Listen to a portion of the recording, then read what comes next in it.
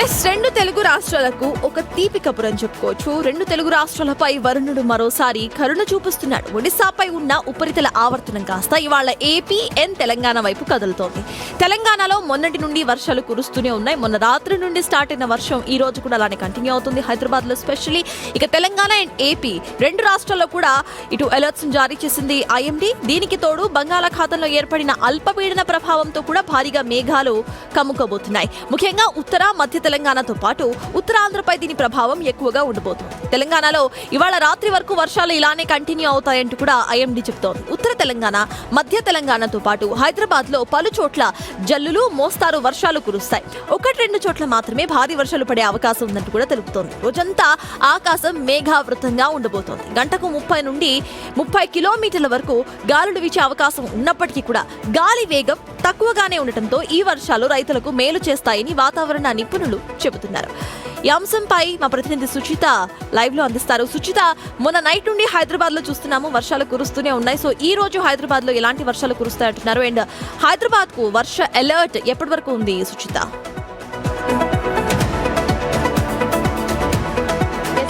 హైదరాబాద్ లో మొన్న నైట్ నుంచి కూడా వర్షాలు పడుతూనే ఉన్నాయి. అంటే తుప్పరే పడుతుంది, పెద్ద వర్షం అన్నట్టుగా ఏం పడట్లేదు. పడిన ఒక 10 నిమిషాలు పడిపోతుంది, కానీ గట్టిగా అనేది ఒక వర్షం పడట్లేదు.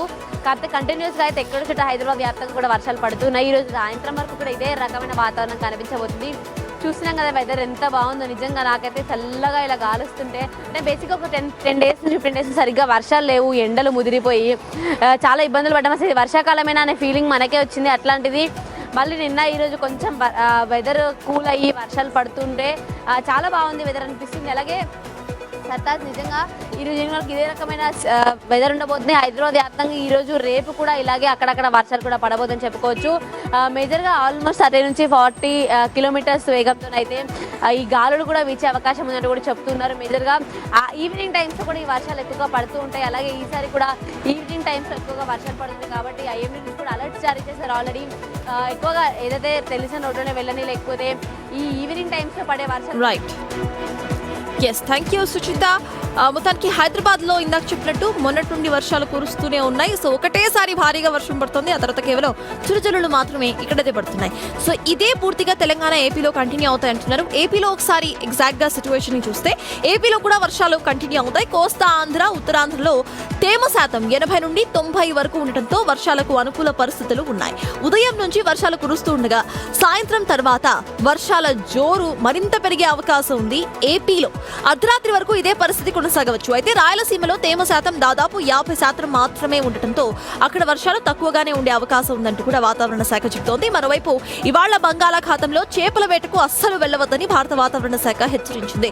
మళ్ళీ చెప్తున్నాము, చేపల వేటకు ఎవరైతే ఇవాళ వెళ్దాం అనుకుంటున్నారో ఏపీలో స్థానికంగా నివసిస్తున్న ప్రజలు, వాళ్ళు ఎవరు కూడా చేపల వేటకు వెళ్లవద్దు అంటూ కూడా భారత వాతావరణ శాఖ హెచ్చరించింది. బంగాళాఖాతంలో అల్పపీడనం ఏర్పడడం కారణంగానే ఈ రోజు మనం వర్షాల గురించి మాట్లాడుకుంటున్నాం. కాబట్టి ఎవరు కూడా చేపల వేటకు బంగాళాఖాతంలోకి వెళ్లొద్దు అంటూ కూడా ఇప్పటికే హెచ్చరికలను జారీ చేసింది. సముద్రంలో వాతావరణ పరిస్థితులు అనుకూలంగా లేకపోవడంతో మత్స్యకారులు చాలా అప్రమత్తంగా ఉండాలని కూడా సూచించింది. ఇక పసిఫిక్ మహాసముద్రంలో సముద్ర ఉపరితల జలాలు ఇంకా వేడిగానే ఉన్నాయి. అంటే ఎల్లినో సంకేతాలు ఇంకా తగ్గలేదు. అక్కడ పలు తుఫాన్లు, అల్పపీడనాలు చురుగ్గా ఉన్నాయి. దీంతో ఎల్లినో ప్రభావం కొనసాగుతున్నప్పటికీ కూడా మన ప్రాంతంలో ఏర్పడిన అల్పపీడనాలు ఇక ద్రోణుల కారణంగా ప్రస్తుతం ఏపీ తెలంగాణలో వర్షాలు కురుస్తున్నాయి.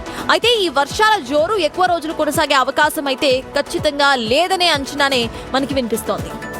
రేపటి తర్వాత వర్షాల తీవ్రత క్రమంగా మళ్లీ తగ్గే సూచనలు ఉన్నాయి. అంటే ఇవాళ రేపు మాత్రమే వర్షాలతో తడిసే తెలుగు రాష్ట్రాలకు ఆ తర్వాత మళ్ళీ బ్రేక్ అయితే లభిస్తుంది. సో ఈ 2 రోజులు ఎవరైతే వర్షాల్లో ఎంజాయ్ చేద్దాం అనుకుంటున్నారో ఎంజాయ్ చేయండి. ఆ తర్వాత మళ్ళీ ఎప్పుడు వర్షం పడుతుందో తెలియదు. బట్ ఈ 2 డేస్ వర్షాలు కురవటం, ఎక్కువగా గాలి వీయకుండా వర్షాలు కురవటం మన రైతులకైతే ఒక గుడ్ న్యూస్. సో ఇప్పటి వరకు ఇది వర్షాకాలమా లేకపోతే ఎండాకాలమా అన్న కన్ఫ్యూజన్ లో ఉన్న రైతులకు మనకు కాస్త ఊరట అని చెప్పొచ్చు. కానీ కేవలం 2 రోజులు మాత్రమే వర్షాలు పడతాయి అంటున్నారు. కాబట్టి ఆ తర్వాత మళ్ళీ ఎలా ఉంటుంది వెదర్ అనేది మనం చెప్పలేము. El Niño and super El Niño effects ఏవైతే ఉన్నాయో అవి డిసెంబర్ వరకు కంటిన్యూ అవుతాయి. మేబీ నెక్స్ట్ ఇయర్ జనవరి వరకు కూడా కంటిన్యూ అయ్యే అవకాశాలు ఉన్నాయి.